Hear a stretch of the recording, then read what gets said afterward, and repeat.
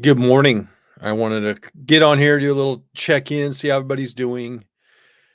Got a couple things that was on my heart, on my head, and so I kind of want to bring them up for conversation and kind of see how everybody's feeling. Obviously, the last couple days of we've been waiting 60 days for our faith, and it seems like the last few days have been the longest for me. Just kind of checking with my sources, where are we at? Have we heard anything? So it's been nerve-wracking the past few days, and so I kind of want to check in with you guys, see how buddy's doing, and kind of lay out what this all looks like going forward. And so if you guys can see this, please let me know.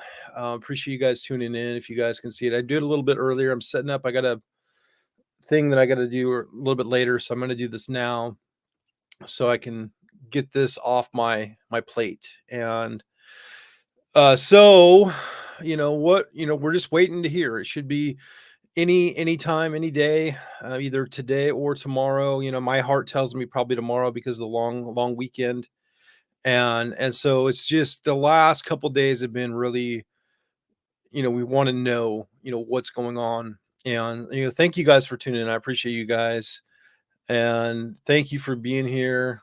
I just one thing I want to do is I want to celebrate our attorney, and that's kind of something was on my heart today. Is I sent him a text message. I also I heard from his father as well. And no matter what happens, like, Tony has to hold his head high, and we have to support him because he fought valiantly in this. And obviously I'm not accepting defeat here. I'm just speaking on, no matter what happens, he did a really, really good job. And so I think that, going forward is we should, praise that and celebrate that and make sure that he feels all the love and the encouragement for the work that he did do. No matter what happens, obviously I'm going to stay optimistic and stay positive that we're going to get the ruling that we need. Just because I'm looking at all the infrastructure, all the stuff that they don't have in place. And so that's what tells me that, and plus the way they've used the media the past few days, that tells me that, this is going to go in our direction. But I can't comment 100% yet, but that's just how my heart feels. And information that's being presented to me tells me. And so yeah, thank you guys for tuning in. I really appreciate it. Hey Todd. So it's just something that was really on my thing, because I know he's on a plane and he's gonna be coming home from his vacation today. So he, obviously we want our prayers with him on his travels, but also, pray for the work that he did. And I'm getting ready to file another FOIA request with the DOJ. So I want to see how much has been spent on litigation when it comes to Measure 114. I want to know how much tax resources were used, and so I'm going to start. That's going to be my next project, probably beginning of next week. Is figuring out how much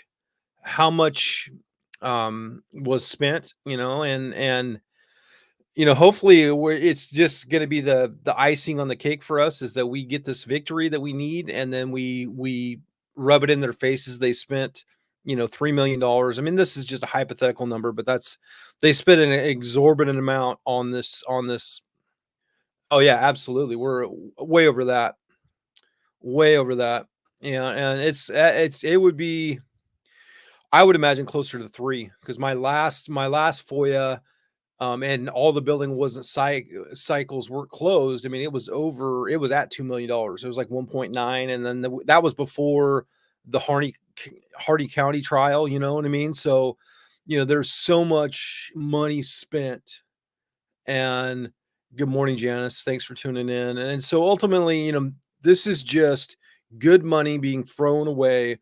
We never get it back. The only people that are really benefiting are the litigators in this situation. Obviously, we had one on our side that did tremendous work, and when it comes to the federal trial, they did a good job as well. It's just they just got a bad judge. And so no matter no matter what happens, no matter what happens, like, we should all be proud of how we came together, right? How we increased our knowledge, how we became more of an effective fighting force when it comes to this stuff. So there's so many things that we can learn from this last year and a half of that we've been on this journey. And whenever I'm talking, I always say it's a journey, right? Because that destination is always open, right? So I never have a final destination. I'm on a journey because I don't know where I'm going to go next, right? And that's where this what this stuff is going to do for us is we're going to be on this for a while. We don't know what exactly is going to happen. We don't, obviously it's going to go to appeals either way. There's going to be some people that are going to be upset with what happens in Harney County. It's either going to be the other side because they feel that they are owed this, they're entitled to this victory, or it's going to be us. And I'm hoping that it's going to be them. And and we're going to party like it's 1999 if we get this victory, like I feel that we should. And I feel that this is our opportunity to win, and so that's why I just want to get on here and kind of talk about things and just get the emotions out, right? Because it's just been the last couple days have been really really nerve-wracking for me, and it's like watching paint dry. It's like watching a slow moving train wreck. And I know there's a lot of people just like me that are, because we're all invested in this. We want to be able to do what we do, enjoy our 2A rights, celebrate our 2A rights, protect ourselves, protect our families, and we just want to be left alone. And ultimately, that's what I just want to be left alone. Like, I'm not going to commit crimes, so don't focus on me. Focus on someone else, and focus on the people that are committing the crimes. Please do that. And I know all of us are all the same, and we're in this together. And so we're never going to stop fighting. And this is this right here. No matter what happens, this should be our rallying point, right? This is the catalyst that got us off the couch and got us into the fight. No matter how you got involved, it could have been you could have sent a check to an organization that was doing the fighting. You could have been there in court. You could have been sending emails. You could have figuring out the process and educating your neighbors. I mean, there's all these different things that we could have picked up on these things in the past year, and I'm hoping you guys did to make it better, so when the legislature starts back up, we're going to be more effective. Because the other side, they're salivating.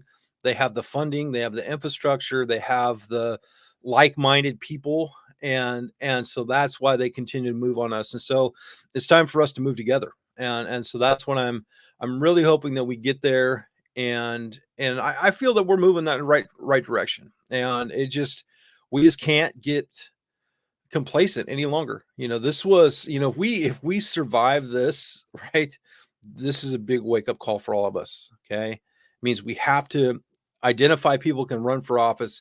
We have to elect those candidates.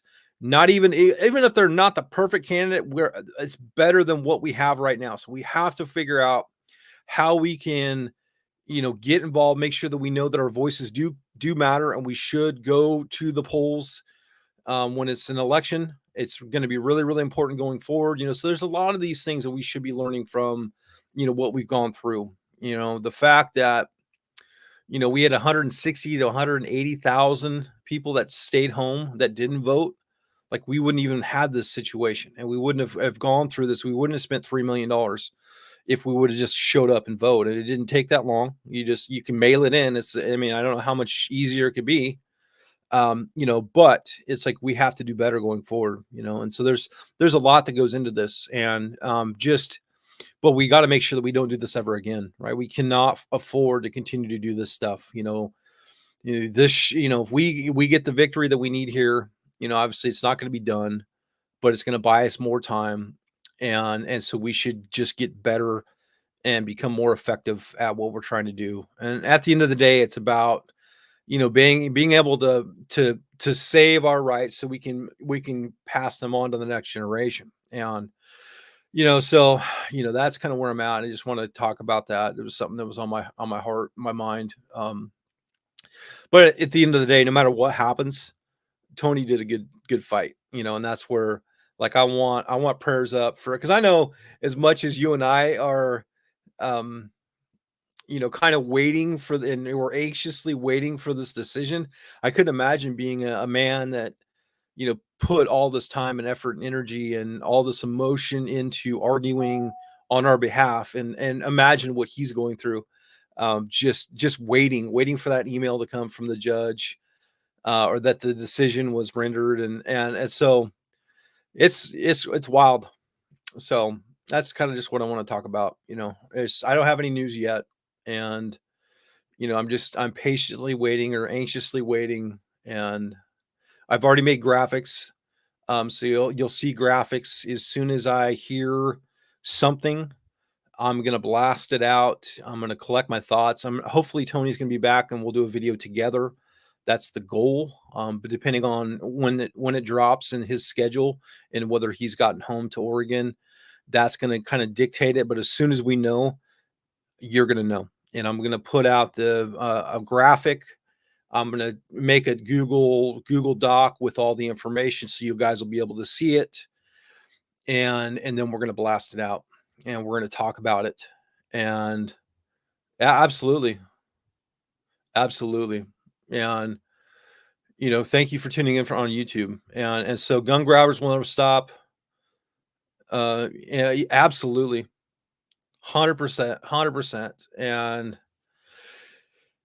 yes, yes, and that's where and you have to look at the way they're weaponizing the media. The way they're trying to, indoctrinate the kids to be afraid of firearms. The way they're, literally, we're a generation away from losing the Second Amendment, right?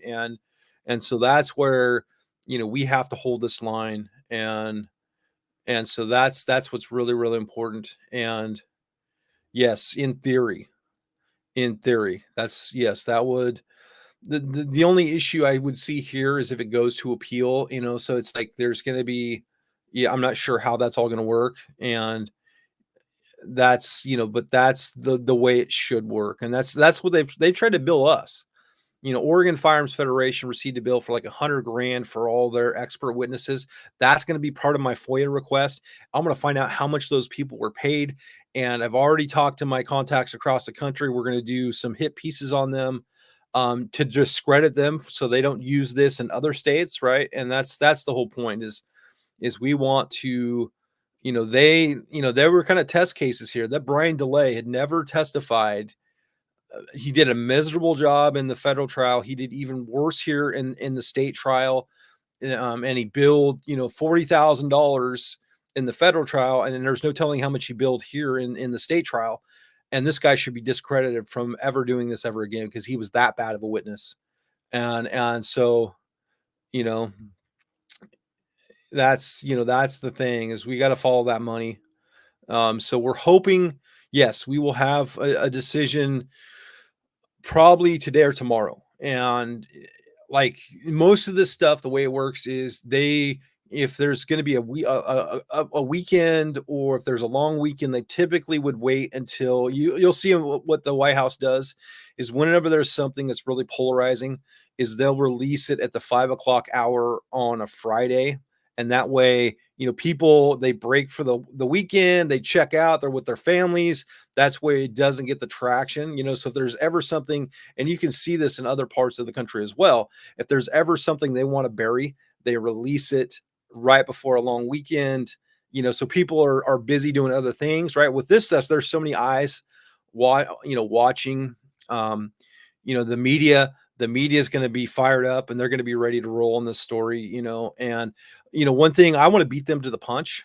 And I feel that the information that I presented and a few others that presented in the state of Oregon, like, it's better than what the media presented. And I feel that, like, I'm empowered because I feel that the information that I put out to you guys and to have your guys' support is more factually, accurate than what you're seeing in the media. So I think that's why I've been kind of, they've tried to discredit me. Obviously, obviously that Washington Post, I'm still waiting for that shoe to drop. So, like, they are definitely the independent journalists, like what I kind of view myself here in this situation.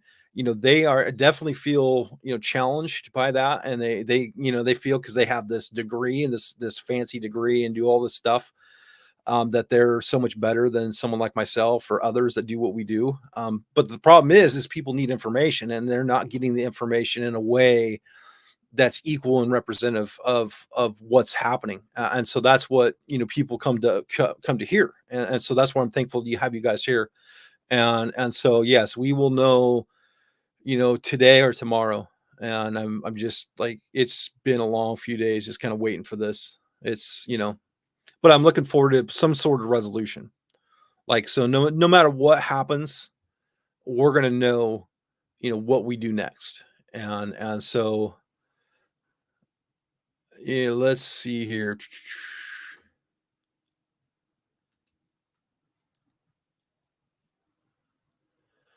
Okay, so the way this works, right? So this is when I was talking about the witnesses, this was in the federal trial. And so what happens is, since the state of Oregon won, right? They couldn't sue us for all of their costs, right? Because some of that stuff is going to be absorbed by taxpayers, you, the taxpayer, right?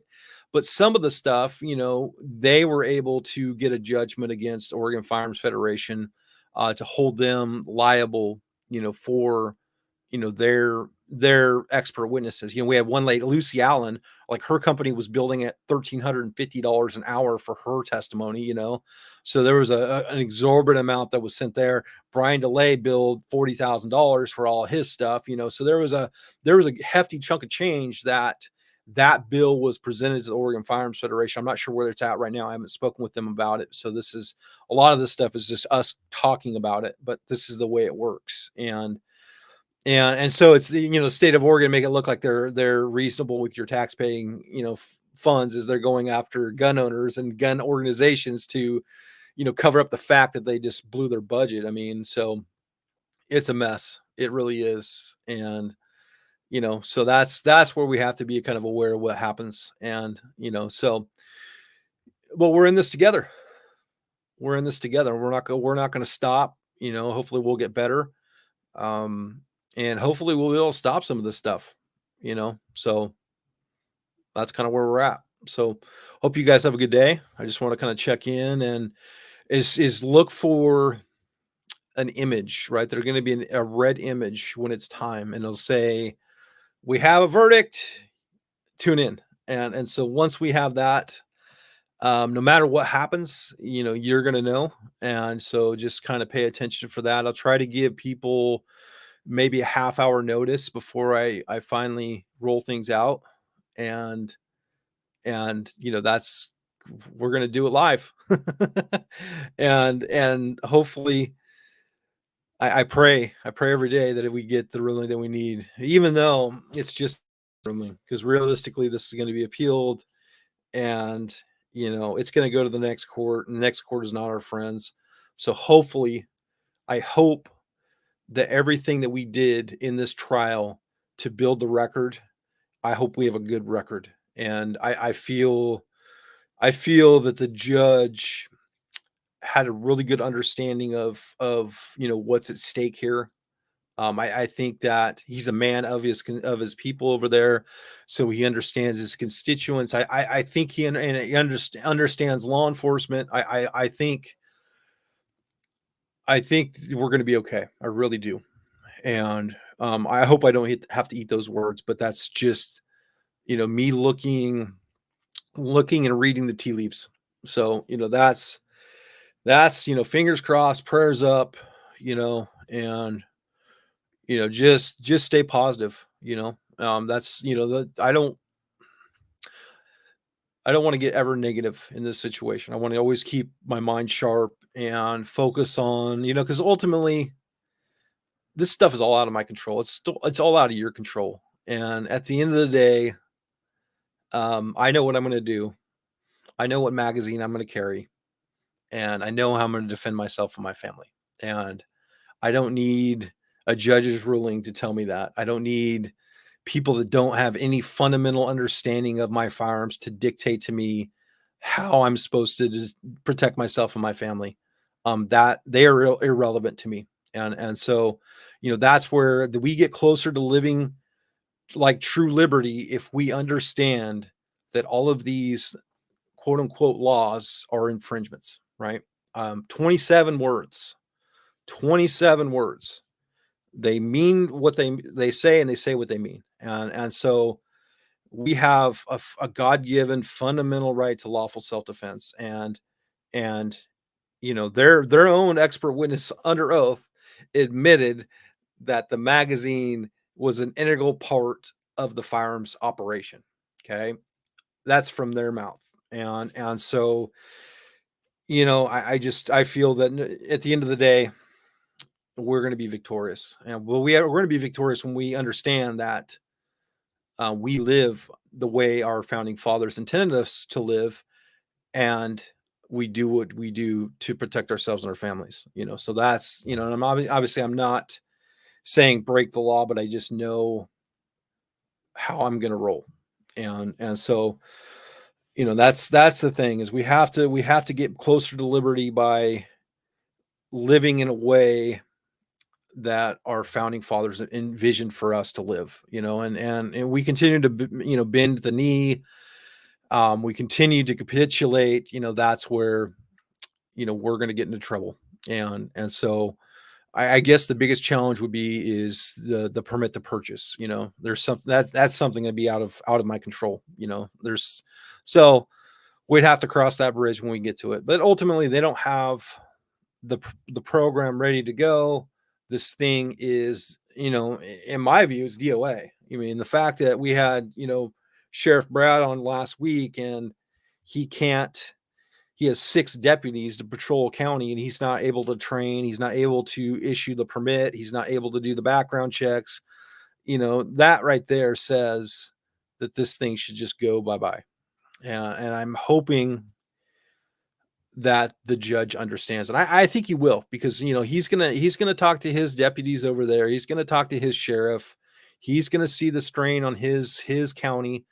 That's not going to make his county any safer, and so, that's where we have to just keep our heads up and know that, this is just another fight in the skirmish, and we're going to get through this checkpoint, and we're going to have to go to the next one, and then we're just going to have to figure out what to do then.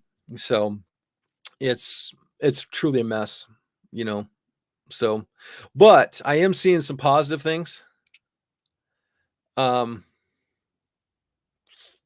This is a great question here, or comment.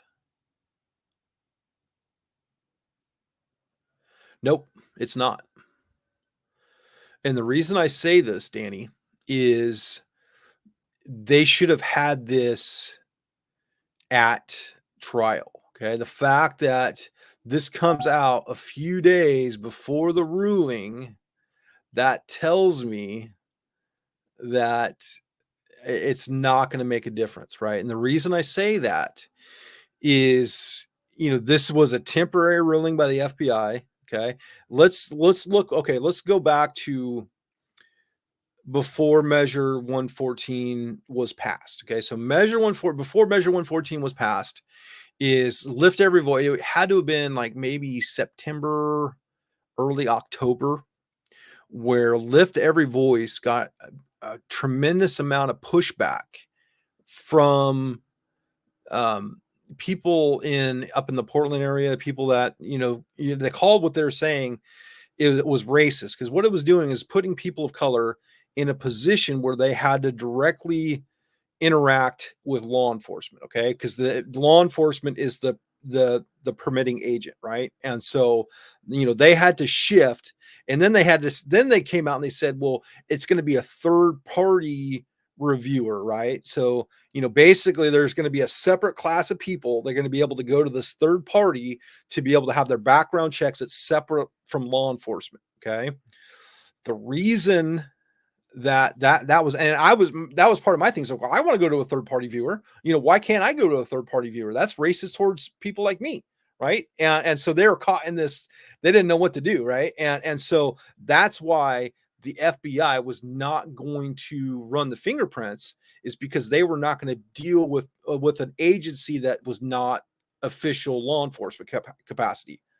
And so that's where, that's why the FBI said this permitting scheme does not meet our criteria, because they do not interact with agencies that are not law enforcement when it comes to the background check and the fingerprints. So that's the reason that went that direction. Okay. And so now they had this change of face, right? Because now only law enforcement is going to be able to issue these permits and then be the ones that are going to submit these fingerprints. Okay. And so now Lift Every Voice is now in a position where now they're, basically saying, giving the middle finger for the people that, basically rallied for people of color that said, no, we don't want to deal with law enforcement because of just some things that have happened since 2020 up there. And so, they're caught in this catch 22. And so, that's something that's really, really important. And Mike, 100% correct. Banning your guns, banning my guns, bagging your magazine capacity, bagging my magazine capacity will never do anything to save lives. Okay. Because they are focusing on the wrong demographics. They are not focusing on the people that are committing these crimes. And we got to just continue to yell that, and we got to be loud, and we got to be vocal, and we got to make sure that, because I can just see the media campaign that's going to come out after this. If we get the ruling in our favor, I can just see how this judge is going to be chastised. Gun owners, we're going to be chastised because, we don't believe in these infringements and we don't want to provide any solutions and yada, yada, yada. We're going to be the bad guys, and they're speaking to people die. At the end of the day, you're focusing on the wrong people. And the problem is we've allowed fear and emotion to dictate policy for far too long. That was something that I brought up in my interview with the Washington Post is fear and emotion does not have any place in the judicial system. Okay. Law is black or white. Okay. It's not gray. Yeah, we don't want to see anybody lose their lives, but at the end of the day, that should not dictate policy. Okay. And the fact that we allow that to happen, that is a problem. Okay. Because Lady Justice, I don't know if you remember, she's supposed to be blind. Okay. And she's got two scales, right? Truth, and so that's the way things should be reviewed. And so until we can get back to that and not have these activist judges like what happened up there in Portland, we're going to be in sad shape. And that's why we have to vote. That's why we have to elect good people to make sure that we get the House and the Senate, and that way we can kind of help prevent any further restrictions. So, just be aware. There's more coming. If this thing goes south, there's going to be more legislation. I guarantee it. Yes. Absolutely. And there's data breaches all the time. This is a very, because on the fingerprint, I don't know if you guys have done any fingerprint cards for the FBI. FBI requires your social security number, your all your identifying marks, so your height, your hair, your weight, your age, where you were born, also your home address. So this is a really bad thing for identity theft. So that's a really great comment, Mike. So thanks for that. So, we all see it. We all know it. It's just them trying to pander so they can get support. And it's not.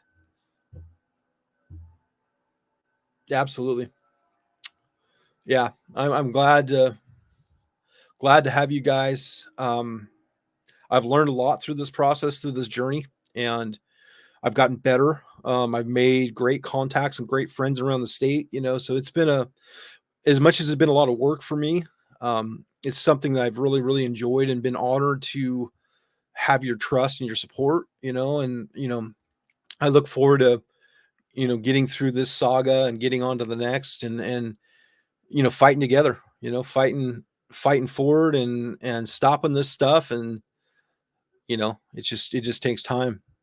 So other than that, I think I'm going to get off here. I just want to do a check-in, say prayers. Look out for a red image that says it's time. and then I'll give you guys some time to follow, and we're gonna do it, and we're gonna do it live, and hopefully I'll have Anthony here so we can celebrate him and the work that he did, and say a prayer for him and his family, and say a prayer for your neighbors and yourself, and let's hope that we get the ruling that we need, because we all have a lot invested in this. We our lifestyles, our culture, everything is invested. Our ability to protect ourselves and our families, our pastimes, they're all associated with this day. And obviously, at the end of the day, we're still going to do what we do. It's just going to make it a lot more challenging, and it's not going to save lives. And I just feel that there should be some accountability on the other side for this. And I'm hoping I got to figure out what that looks like. How we do that, but there should be some sort of accountability for this. This should not be as easy for them to do, so they will do it again. And they should have to pay somehow. So 100%. Yep. But one thing to think about with this, I like this comment. No matter what happens, we lose. You're not going to see us in the streets protesting. You're not going to see us rioting. You're not going to see us burning things. You're not going to see us breaking things. You're going to see us, putting our heads down, going back to work and getting better, and, figuring out the process and figuring out our next move, coming together, fundraising so we can, file appeals. You're not going to see us, lighten up the judge in the edit letters to the editor. You're going to see us professional. You're going to see us keeping, working forward. And so that's the difference between us and them. They don't get the ruling that they want. They're going to do things. They're going to break things. They're going to be like 5-year-olds. We're not going to. And so that, I think that's what I love about being a gun owner, is the fact that at the end of the day, I know like chaos is not going to ensue if we don't get our way. Obviously it's going to suck, and I'm hoping it doesn't go that route, but I know at the end of the day, we're not going to be jerks about things, and we're going to lick our wounds. Obviously this is all hypothetical. We don't even know at this point. But just, we're different. We're not them, you know. I love this comment.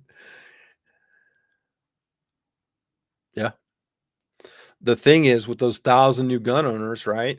Is how do we get those 1,000 new gun votes, pro gun votes? Okay.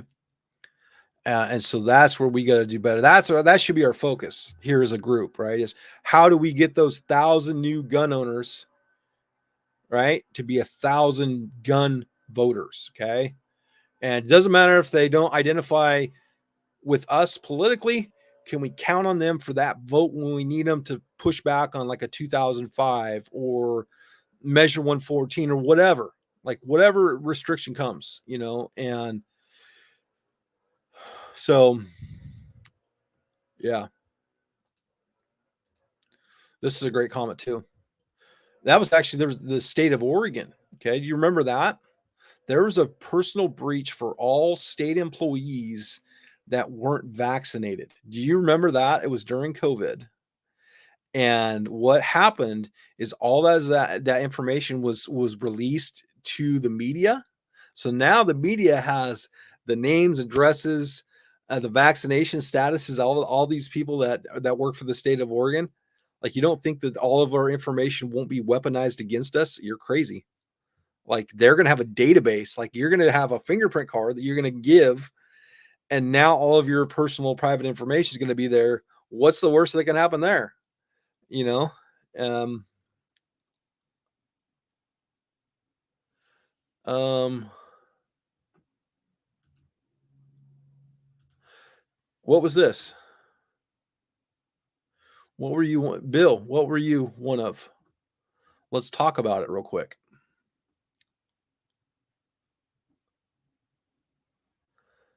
Hey, Bill. You're probably typing. No problem. So,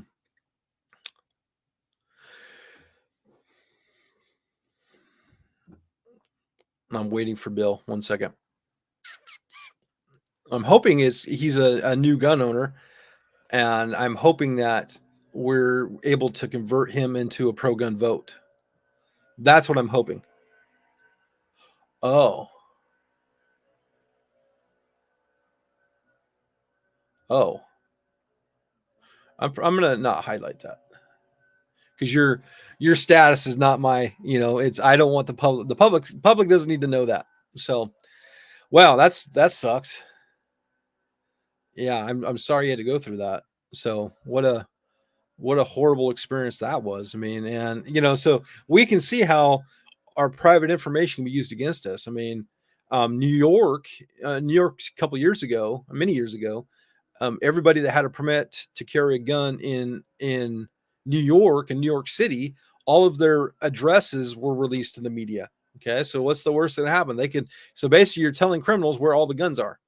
You know, so I'm hoping that that would never happen here, but I really don't have a lot of trust in the system. I feel that they will stop at nothing to take away your ability to protect yourself and your family. And so if that means putting your private information out there, that they're going to do it. And so that's what's horrible about this situation. The people that are in charge, the people that want total control of the state of Oregon, they literally will stop at nothing to make sure that they have that total control. And so it's gross. And but we have to understand, we have to be awake. I feel that we're awake. So we're paying attention to this stuff, and we're engaged in this stuff, and I'm hoping that we get all the information that we need to stop this stuff. So that's kind of where I'm at. So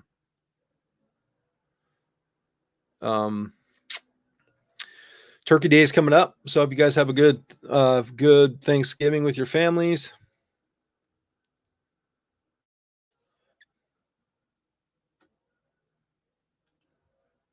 Probably.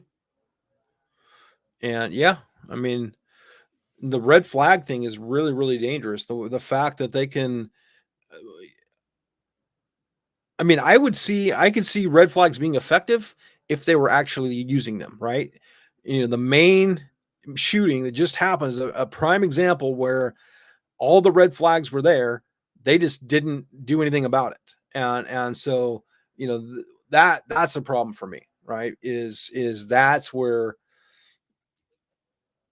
if you're going to have red flags, follow through. Make sure you save lives, you know.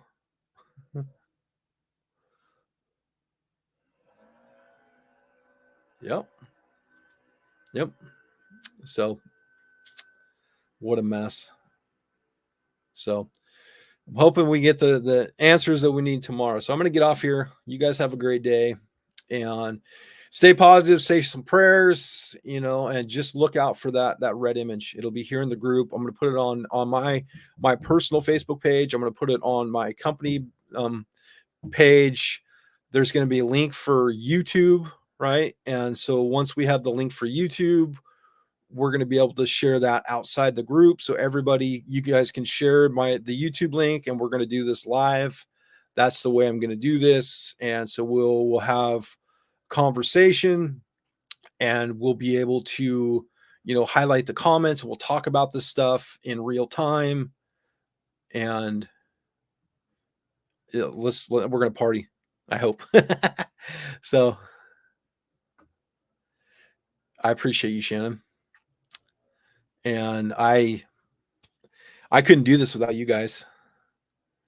And I couldn't do this without you guys. And I appreciate you guys trusting me, being here and supporting me. And you know that really means a lot. That's why I do it, is so I can give you guys a voice, and make sure that you guys know that we're not out of the fight. We're in the fight. So yeah. Yep. I look forward to getting a victorious ruling tomorrow or today, and being able to just eat some good food and just take a day off. So I don't get many of those. So anyways, you guys have a great day. Thanks for tuning in. Stay positive. Pray for Tony. Pray for our state, and let's win. So look out for that red image, and I will talk to you guys as soon as I have any more information. Thank you. Have a good day.